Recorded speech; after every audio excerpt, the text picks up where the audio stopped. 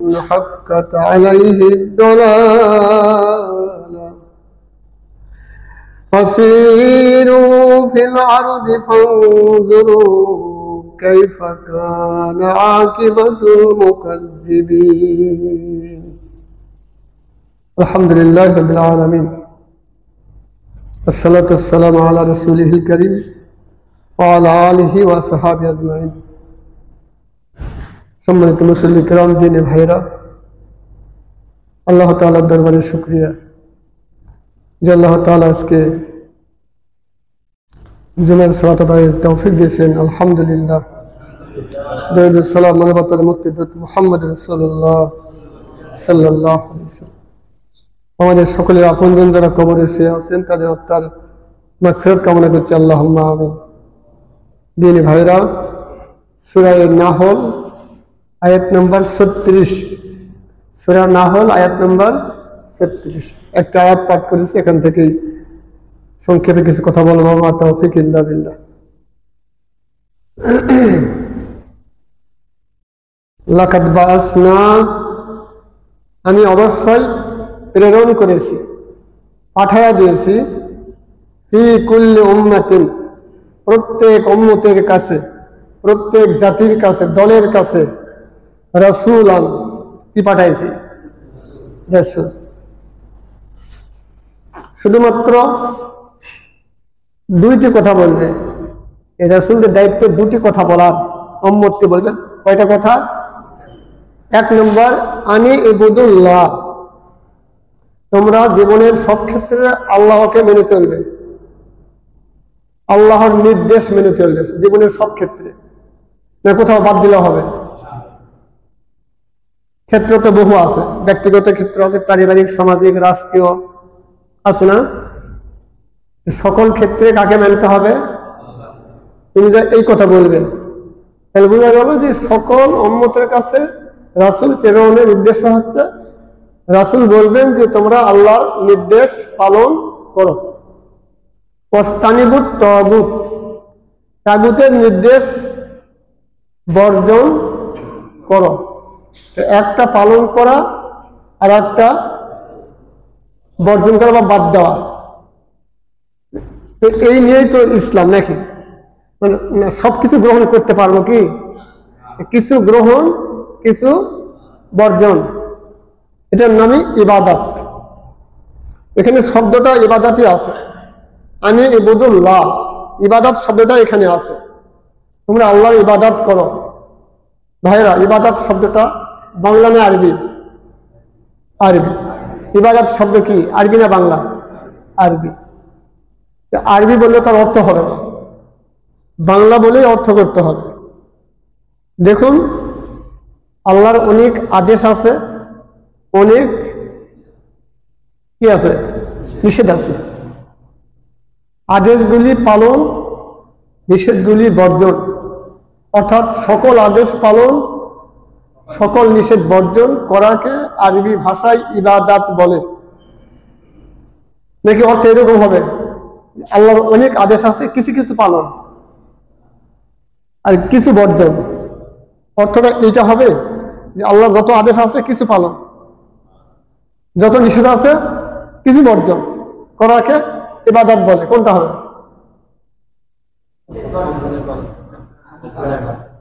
হ্যাঁ, অর্থটা হবে সকল আদেশ পালন, সকল নিষেধ বর্জন, তার নাম ইবাদত। আমরা কি করি? আমরা সকলগুলি পক্ষে আছি না অনেকের বিপক্ষে আছি? কোনটা? আমরা অনেক আদেশের পক্ষে আছি আর অনেক আদেশের বিপক্ষে আছি। অনেক নিষেধ বর্জন করি, অনেক নিষেধ পালন করি, করি কিনা? এটাও তো আমরা ইবাদতই করি। এটাও তো ইবাদত নাকি ভাই? বলেন তো, বিবেক কি বলে? এটাও ইবাদত। হ্যাঁ, ধন্যবাদ ভাইরা। সহজ কথায়, এই প্রথম কথাটা, নবীদের প্রথম কথায় আল্লাহর সকল আদেশ পালন করতে হবে। আর তাগুতের যত আদেশ আছে বা নিষেধ আছে সেইগুলি কি করতে হবে? আল্লাহর আদেশও আছে, আল্লাহর নিষেধও আছে। তাগুতের আদেশও আছে, তাগুতের নিষেধও আছে। যেটা আপনি বুঝবেন কিভাবে, যেখানে আল্লাহর আদেশ সেটাই তাগুদের নিষেধ, যেখানে আল্লাহর নিষেধ সেটা তাগুদের আদেশ। এইভাবে বুঝতে হবে, উল্টাপাল্টাকে বুঝলেই সহজ হবে। যেমন আল্লাহ বলছেন সুদ খাওয়া হারাম, আর তাগুদ বলছে সুদ ছাড়া দেশ চলতে পারে না। আল্লাহ বলছেন জেনা কি হারাম, আর তাগুদেরা জেনার কি দিবে দিবে, ঠিক কিনা? আল্লাহ বলছেন মদ হারাম, আর তাগুদেরা মদের আইন দিয়ে দিচ্ছেন মদ খেতে পারবে। এই যে আমি বুঝতে কষ্ট হবে, তার মানে বোঝাটাও সহজ, যেটাই আল্লাহর আদেশ সেটাই তাগুতের নিষেধ, আর আল্লাহ যেটা নিষেধ তাগুতের সেটা আদেশ। বিপরীত করলে বুঝলে হবে। দেখুন সূরা তাওবা আয়াত নম্বর 67। যারা খারাপ লোক, আমরা সমাজের যারা খারাপ লোক, তাদের কাজ হচ্ছে ইয়ামুরুনা বিল মুনকার, আল্লাহর কাজ হচ্ছে ইয়ামুরুনা বিল মারুফ। আল্লাহ এবং রাসূল, আলিম উলামা, সৎ লোক, ভালো লোক, তাদের কাজ হচ্ছে ইয়ামুরুনা বিল মারুফ, ভালো কাজের আদেশ, ওয়া ইয়ানহাউনা আনিল মুনকার, খারাপ কাজে নিষেধ। কিন্তু যারা আমরা খারাপ লোক, তাদের কাজ কি দেখুন, ইয়ামুরুনা বিল মুনকার, ওই আয়াতে পাবেন 67। খারাপ লোকের কাজ হচ্ছে ইয়ামুরুনা বিল মানে কি খারাপ কাজের আদেশ, ওয়া ইয়ানহাউনা আনিল মারুফ, আর ভালো কাজে নিষেধ। তাহলে আয়াতে আছে নাকি ভাইয়েরা? এটা আপনি যদি এইভাবে আপনি বুঝতে পারেন তাহলে আপনি কামিয়াব, সফল হবে, কোনো সন্দেহ নেই ভাইয়েরা। তার মানে যেটা আল্লাহর আদেশ যদি কেউ নিষেধ করে ওটার নামই তাগুত। আল্লাহর নিষেধ যদি কেউ আইন করে পালন করায় ওটার নামই তাগুত। এই তাগুতকে বর্জন না করা পর্যন্ত আল্লাহ মানা হবে না। সূরা নিসা আয়াত নম্বর 60, আলাম তারা ইলাল লাযিনা ইয়াজউমুনা আন্নাহুম আমানু বিমা উনজিলা ইলাইকা ওয়া মা উনজিলা মিন ক্বাবলিক। হে নবী, অনেক মানুষ আছে সমাজে যারা তোমার কাছে এসে দাবি করে, কি করে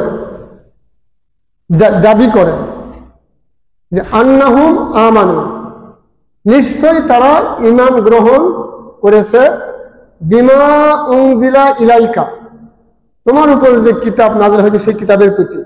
এই কিতাবের নাম কি? ওয়া মা উনজিলা মিন ক্বাবলিক, তোমার পূর্বে যত কিতাব নাযিল হয়েছে সেগুলো বিশ্বাস করে।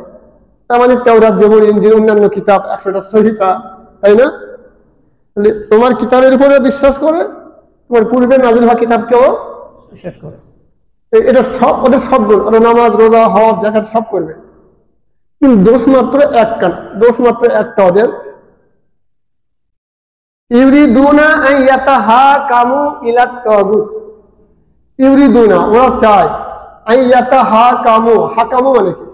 হাকিম, হুকুম, হাকামু শব্দটা কিন্তু একই শব্দের বিভিন্ন রূপান্তর।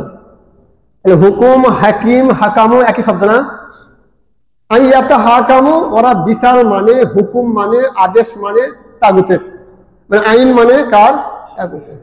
নামাজের গুণ আছে, কোরআন শরীফ সবগুলো কিতাবে যেটা আছে সব গুণ আছে, অন্যান্য কিতাবে যেটা গুণের কথা আছে সেগুলো তাদের আছে, দোষ মাত্র কয়টা?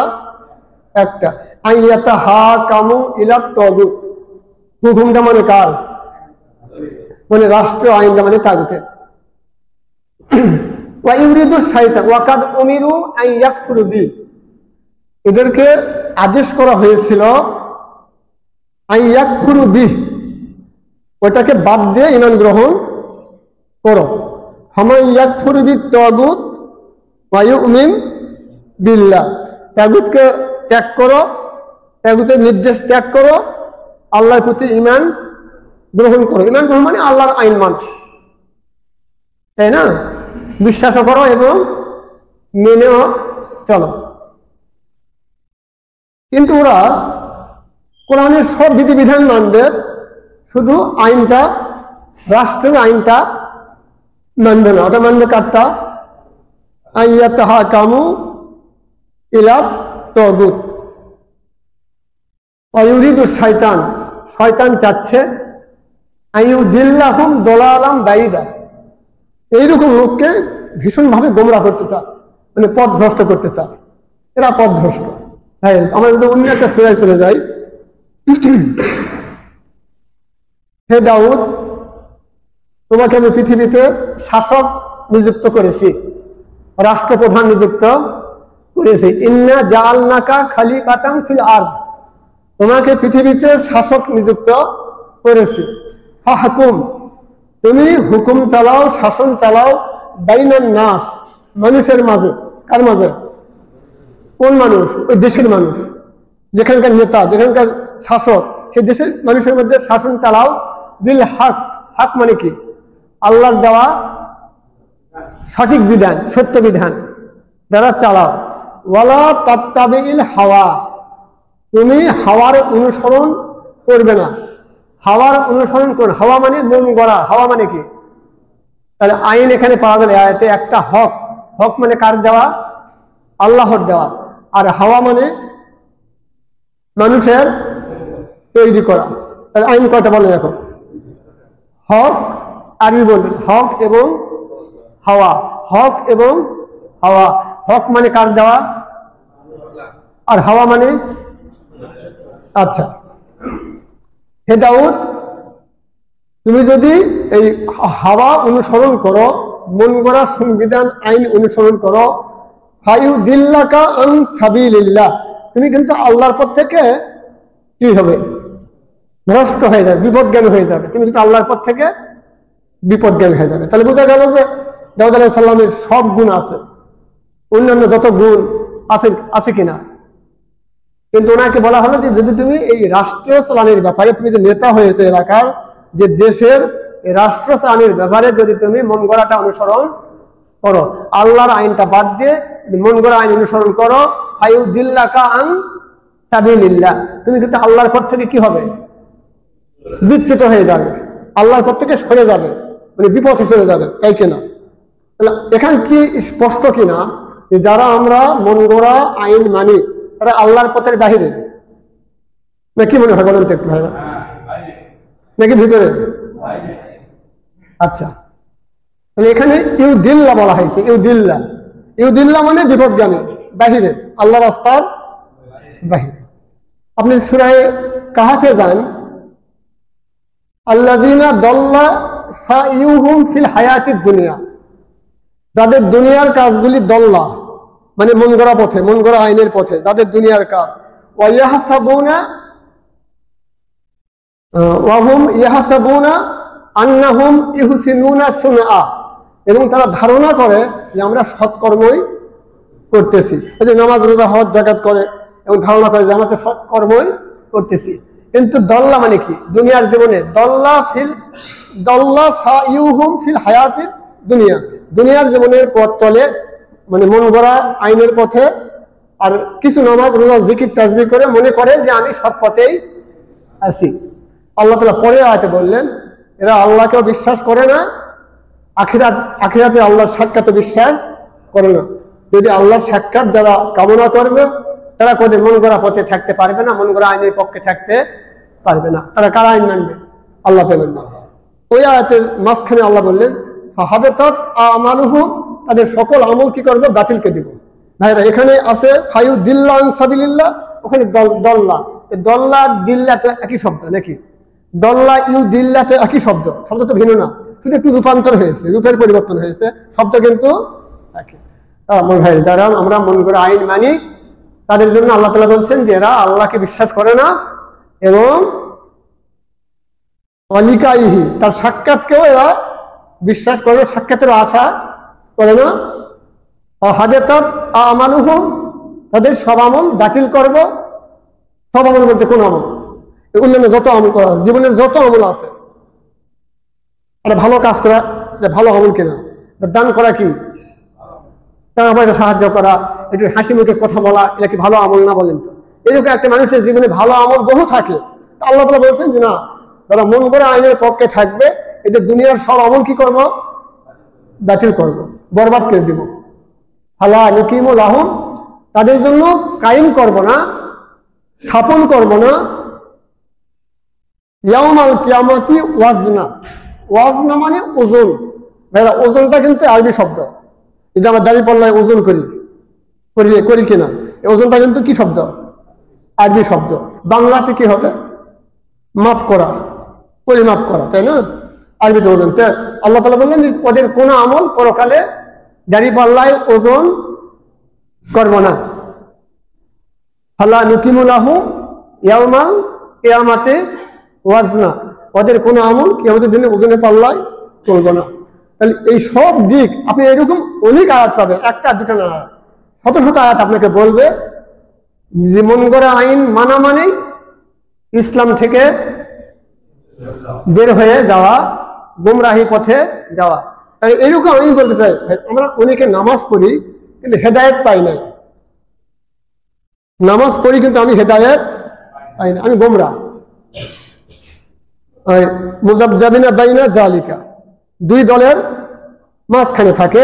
লা ইলাহা হাউলা, আল্লাহর পথেও থাকে না, ওয়া লা ইলাহা হাউলা, বিপথেও যায় না, মানে মাঝখানে কোন পথেই নেই। আল্লাহ বলছেন ওয়ামাই ইউদুলিল্লাহ, এখানে দল্লা শব্দটা এখানেও আছে।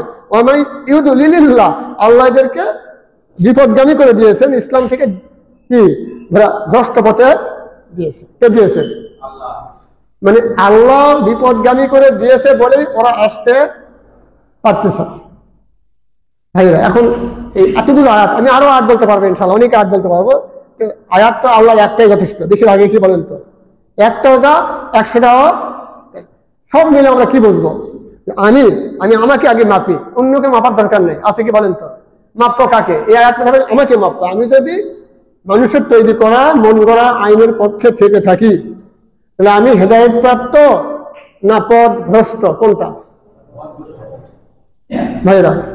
আমি অবশ্যই পথ ভ্রষ্ট। মারা গেলে ইনশাল্লাহ জান্নাতে যাওয়ার সুযোগ হবে কি? সুযোগ হবে কি?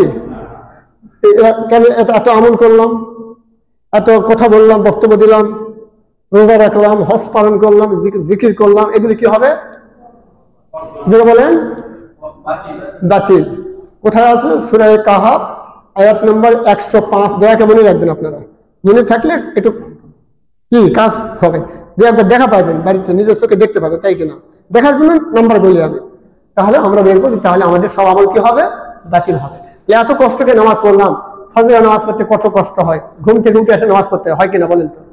ভাইরা ফজরের নামাজ, এসব নামাজ, আসরের নামাজটা অনেক হাত বাঁধা, অনেক কিছু থাকে, সেটা সারিয়ে আসে নামাজ পড়তে হয়। নিজের পকেটের টাকা মানুষকে দিতে হয় না? যারা দান করেন, যাকাত দেন, টাকাটা কি মানুষের নিজে কামাই করেছেন, কামাইকে টাকাটা মানুষের দিতে হয়। রমজান মাসে আপনাকে সারাদিন ভর না খাওয়া থাকতে হয়। এই সবই আপনি খাটনি কষ্ট ঠিকই করলেন, কিন্তু বাতিল হয়ে গেল। তার লাভটা কোন জায়গায়? বাতিল মানে দোষ মাত্র। কয়টা দোষে বাতিল হয়েছে? কয়টা দোষে? একটা দোষে।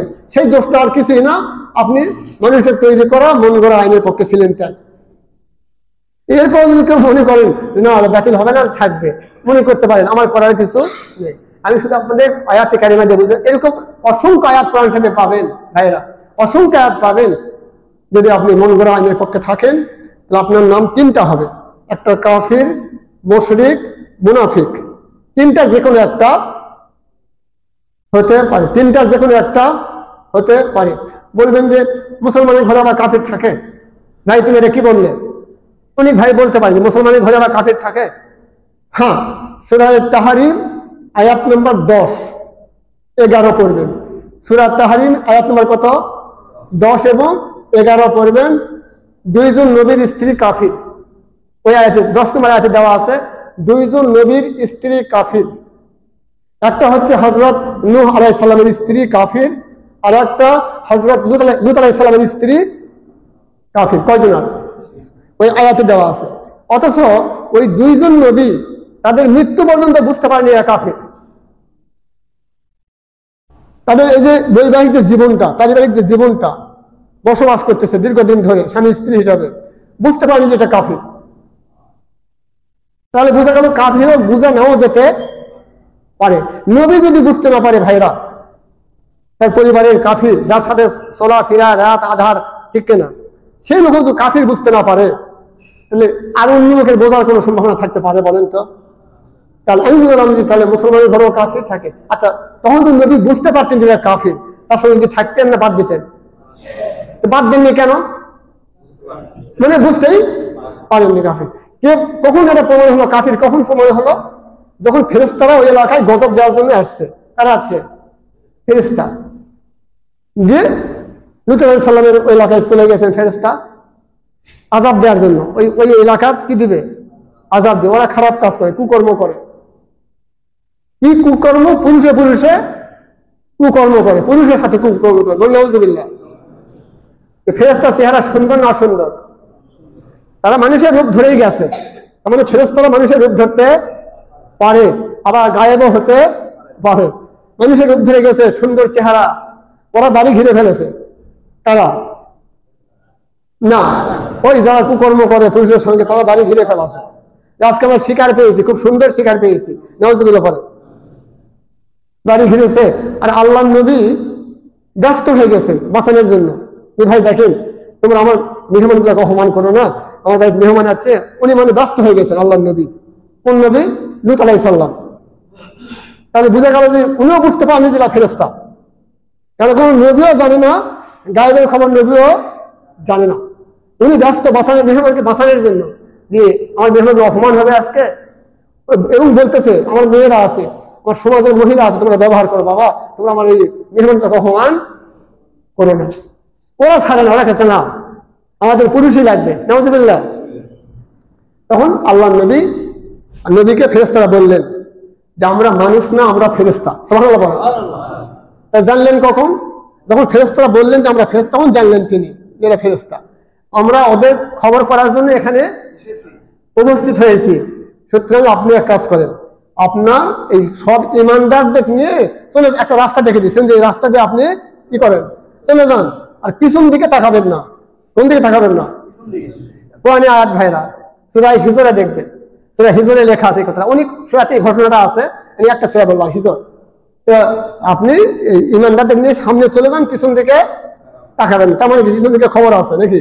এবং আপনার স্ত্রীটাকে যেন সাথে নিবেন না। তখন যেন আপনার স্ত্রীকেও সাথে নিবেন না। ইমানদারদের সাথে নেন, স্ত্রীকে, কারণ এটা কিন্তু ওই দলের লোক। জানলেন কখন বলেন? যে সময় গজব পড়বে সেই সময় জানলেন আল্লাহর নবী।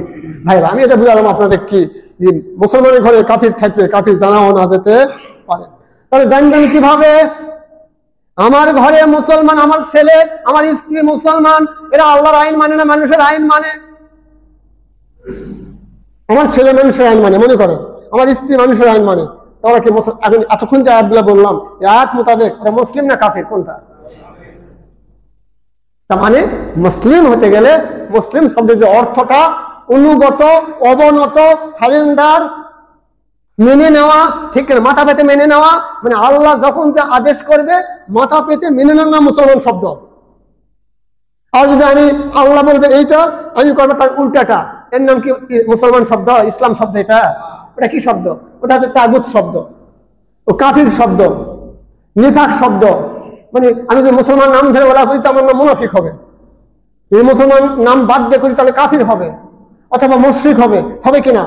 মানে এমন কোন রাস্তা নেই, কোনো পথ নেই আমাকে মুসলমান শব্দের মধ্যে ফেলানো যেতে পারে। তার মানে মুসলমান শব্দের মধ্যে যুক্ত হওয়ার, অন্তর্ভুক্ত হওয়ার একটি পথ, তা হলো আল্লাহর সকল আইন মাথা পেতে মেনে নেওয়া। সুবহানাল্লাহ পড়েন ভাইরা।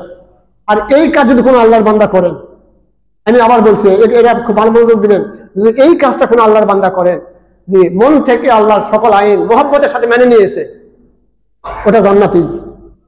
ওটা কি বলেন তো? জান্নাতি, কোনো সন্দেহ নেই ব্যাপারে। আমল কি আছে আল্লাহ দেখবেন। এমনকি বুখারী হাদিসে বলা আছে, আলা মা কানা মিনাল আমাল, ওরা আমল যা থাকে তা করে জান্নাতি। মানে আমল যা থাকে হ্যাঁ, ওর আমল আর দেখবে না। ভাইরা, একটুর মধ্যে কত পার্থক্য দেখুন। যদি আপনি শুধু আল্লাহর পক্ষে অন্তর থেকে মহব্বতে আল্লাহর ভয়ে থেকে যাবেন, তা আপনার জান্নাতটা, আপনি জান্নাতের অধিকারী হবেন। আমল যা থাকে থাকুক। তাহলে ওইরকম লোকের আমল কেমন হয় বোঝেন না? যে লোকটা আল্লাহর পক্ষে পুরাপুরি থাকতে পারে, 100 ভাগ থাকতে পারে, তার আমল কেমন হয় বোঝেন না ভাইরা? তারও দোষ ত্রুটি হবে, হবে না এমনটা নয়, কিন্তু সেই দোষ আর আল্লাহর বিপক্ষে থাকার দোষ দুইটা কিন্তু এক জিনিস। আল্লাহর পক্ষে থেকে আর দোষ করা বা ভুল ত্রুটি হওয়া আর আল্লাহর বিপক্ষে অবস্থান নিয়ে বিদ্রোহ করে ভুল ত্রুটি হওয়ার মধ্যে আকাশ এবং জমিন কি পার্থক্য। এই জন্য আল্লাহ তাআলা বলছেন যে আমার যদি কোনো বান্দা আমার পক্ষে হয়ে যায়, আমার পক্ষে হয়ে একবার বলবে মান ক্বালা লা ইলাহা ইল্লাল্লাহ ফাদাখালাল জান্নাহ, একবার বলবে যে লা ইলাহা ইল্লাল্লাহ দাখালাল জান্নাহ, মানে কি জান্নাতে প্রবেশ করবে। তাহলে এই যে মন থেকে আপনার মনটাই কিন্তু আসল ভাইরা, আপনার মনটাই আসল। কিন্তু যদি এইরকম হয় যখন আমি কোরআনের কথা বলি, আল্লাহর আদেশের কথা বলি, আইনের কথা বলি, মনটা মেনে নিতে পারে না, উত্তেজিত হয়ে যায়, ক্ষিপ্ত হয়ে যায়, হতে পারে না এরকম?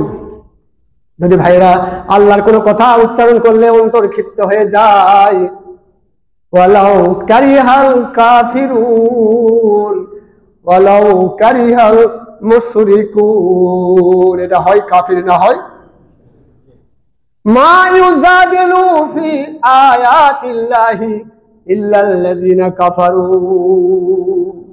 ওরা আল্লাহ বলছেন আল্লাহর আয়াত নিয়ে তর্ক করবে, বিতর্ক করবে, কাফির ছাড়া এই কাজ কেউ করতে পারে না।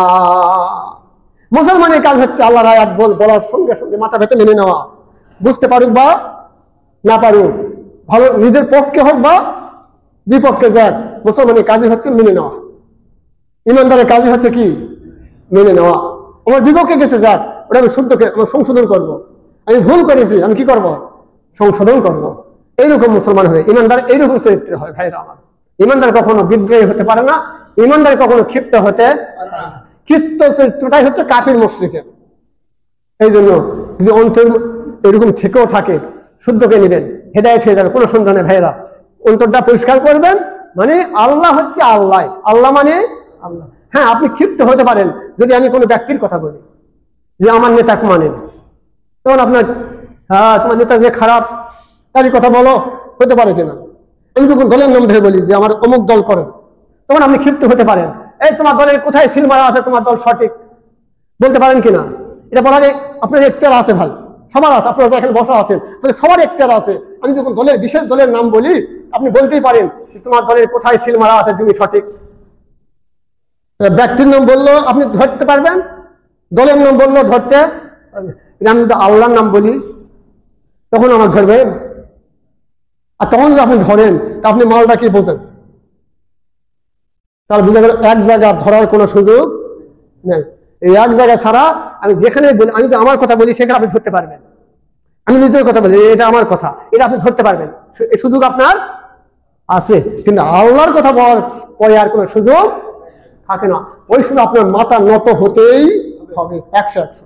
যদি মাথা নত হয়ে যায় আপনার, আপনি কামিয়াব, ভাববেন আপনার এই কলবটা জান্নাতে যাবে, আপনার এই অন্তরটা জান্নাতে যাবে ভাইয়েরা।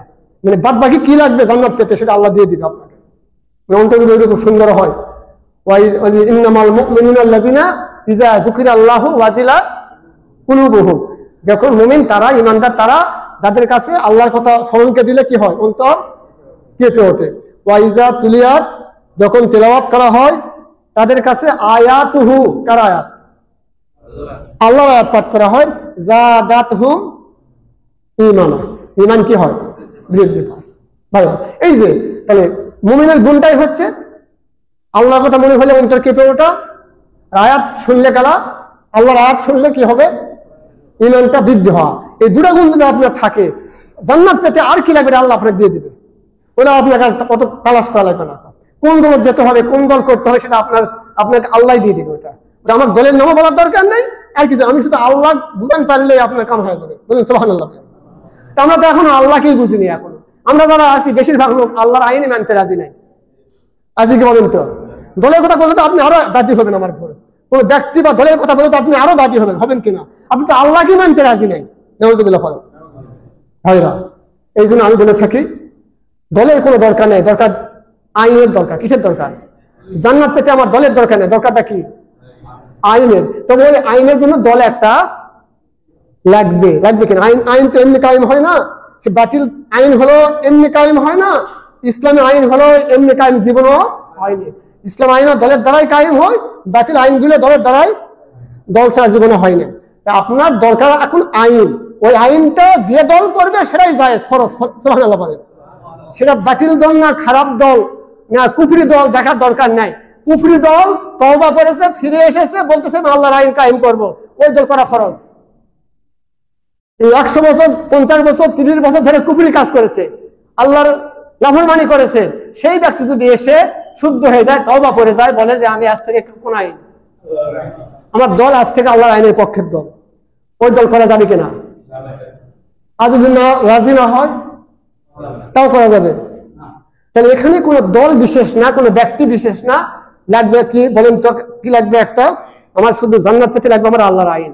আল্লাহর আইন যে দলে আমি থাকবো সেই দলে। যদি কোনো দল এই মুহূর্তে তওবা করে ফিরে আসে, শুদ্ধ হয়, তারাও আইন কায়েম করতে চায়, সেই দলই করা হবে। আমার ফতুয়া এটা, সেটাও করা যাবে আপনার। কিন্তু ভাইরা, আপনি একটা জিনিস ছাড়া, আল্লাহর আইন ছাড়া জান্নাত পাওয়ার কোনো সুযোগ থাকবে না। এখন আসুন, আল্লাহর আইন প্রায় 500। কত? আদেশটাও আইন, নিষেধটাও আইন। আইন কিনা? একটা হচ্ছে হাবোধক আইন, আর একটা নাবোধক। এটা করো, এইটা করো না, এই তো পার্থক্য। এরকম আইন প্রায় কত? 500। আর আমি যদি নামাজ, রোজা, হজ, যাকাত, তাসবিহ, জিকির, কুরবানি, সাদকা ইত্যাদি বলি, নয় 8-10টার নাম বলি, নয় 20টা 30টা নাম বলি, তাই বেশি তো বলতে পারবো না। হবে কি? তালিকা বলা যাবে, কিন্তু তালিকাগুলো আগে বসে থেকে তালিকাগুলো 1-2 ঘন্টা, তারপর যা কিছু পাওয়া যাবে খুঁজে, তাও সব পাওয়া যাবে না। আল্লাহর আইন 500 প্রায়, আর আমি বললাম 8-10টা বা 20টা, অথচ এই 20টাও কিন্তু আল্লাহর আইনের ভিতরকার জিনিস, না বাইরের জিনিস। কোন তো? এখন বলুন তো, আল্লাহর আইনটাই বড় না নামাজ বড়? কোনটা? একটু জোরে বলেন, আল্লাহর আইনটাই বড় না নামাজ? মানে আল্লাহর আইন 500টা মিলে, আর নামাজ কয়টা? এই নামাজটাও সেখানে আছে। সুতরাং নামাজ ছাড়া আইন নেই, তাই কিনা ভাইরা? এই জন্য নামাজ যে একটা আইন, তার উদাহরণ বা প্রমাণ সূরা হজ আয়াত নম্বর 41, আল্লাযিনা ইম্মাক্কান্নাহুম ফিল আরদ, যারা রাষ্ট্র ক্ষমতায় যাবে, কোথায় যাবে? আকামুস সালাহ, নামাজের আইনটা পাস করবে। সুবহানাল্লাহ। এখন নামাজটা আইনের না ব্যক্তিগত? আইনের। যাকাতটা কি? ও আতাউজ যাকাত, যাকাতটাও আইনের, ব্যক্তিগত জিনিস না। সৎ কাজের আদেশগুলি কি? ও আমারু বিল মারুফ, সৎ কাজের আদেশ করা, এটা আইনের কাজ, শাসকের কাজ, রাষ্ট্রীয় কাজ। ও নাহাউ আনিল মুনকার, খারাপ কাজ নিষেধ করা, এটা কি কার কাজ? তার কয় দফা হলো? দফা 4টা। কয় দফা? 1 দফা হচ্ছে আল্লাহ নামাজের আইন, 2 নম্বর দফা যাকাতের আইন পাস করা লাগবে, 3 নম্বর দফা সৎ কাজের আদেশ আইন দ্বারা করাবে, আর 4 নম্বর দফা কি? অসৎ কাজ নিষেধ করবে কি দ্বারা? এখন আইন দ্বারা কাজ বেশি হবে না ওয়াজ দ্বারা কাজ বেশি হবে? আপনারা বলেন, কি দ্বারা হবে?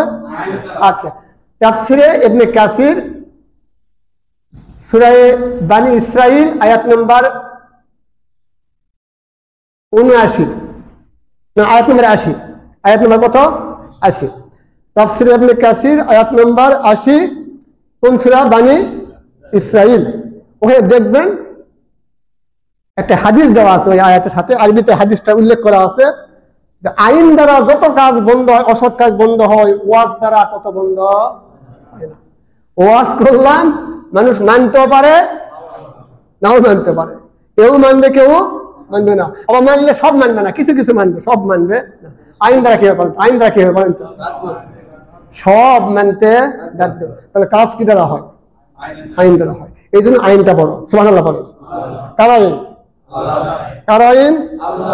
এখন আল্লাহর আইন সবচেয়ে বড়, যেহেতু যতদিন বাঁচবো আমরা আল্লাহর আইনের পক্ষে অবস্থান গ্রহণ করে মারা যাবে ইনশাআল্লাহ। আল্লাহর আইন যদি কোনদিন আপনি যদি পক্ষে না থাকেন, আর দেশে যদি আইন কায়েম হয়ে যায়, তাও আমি মনে করি আমি আল্লাহর আইনের পক্ষে নাই, বিপক্ষে আছি। আল্লাহর আইন চাই না এই সমাজে, কিন্তু অন্য লোকেরা বা আপনারা মিলে আল্লাহর আইন কায়েম করে ফেলেছেন। আমার জায়গা কোথায় বলেন তো একটু? মানে কায়েম হওয়ার সাথে আমার কোনো সম্পর্ক নাই, আমি থাকার সাথে সম্পর্ক, আমি এই কাজটা করার সাথে সম্পর্ক। মানে আপনারা কায়েম করেছেন, আমি সাথে ছিলাম না, আমি বিপক্ষে ছিলাম। কোথায় যাব? জাহান্নামে। ফিরে না আসা পর্যন্ত। যদি ফিরে আসি সেটা ভিন্ন কথা, কিন্তু আপনারা কেউ কায়েমে ছিলেন না, আমি কায়েমের পক্ষে ছিলাম, কায়েম হয় নাই। এদেশে আল্লাহর আইন কায়েম হয় নাই। আমি পক্ষে কথা বলেছি, পক্ষে থেকেছি, অন্তর থেকে, মন থেকে, আল্লাহ জানেন। তাহলে আমার জায়গা কোথায় হবে? কায়েম যে হয় নাই, তার মানে কায়েমের সাথে সাথ নাই, সাথটা হচ্ছে থাকার সাথে। সুবহানাল্লাহ বলেন। এখন বলেন তো, প্রত্যেকে বাঁচবো, প্রত্যেকে জান্নাতে যাব, বাঁচতে পারবো, একটা কাজ করব, আল্লাহর আইন যেখানে আমরা থাকবো সেখানে। আল্লাহ আইন আপনি বুঝেন, বহু দল এদেশে আছে, যে দলকে আপনি খাঁটি মানবেন সেটাকে যান। আমি কোনো বিশেষ দলের দাওয়াত দিতে আপনার কাছে আসি নাই। আমি বলবো আল্লাহর আইন যেখানে আপনি সন্ধান করে পাবেন, খুঁজে পাবেন, সেই দলে ভর্তি হয়ে আপনি কাজ করেন। দলে তো আপনার ভর্তি হতেই হবে।